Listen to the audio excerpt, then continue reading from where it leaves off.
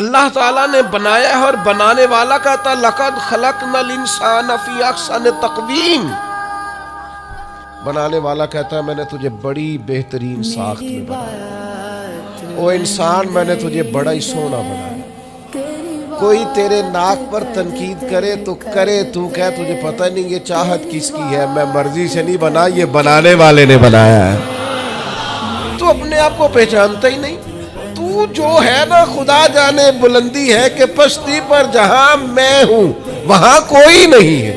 تو اپنے قد سے بھی پیار کر، تو اپنے رنگ سے بھی پیار کر، تو اپنے وجود کی ساخت سے بھی پیار کر. اور پھر وہ کہتا ہے تجھے بنایا، باقی سارا کچھ تیرے لیے بنایا. وَالَّذِي خَلَقَ لَكُم مَّا فِي الْأَرْضِ جَمِيعًا.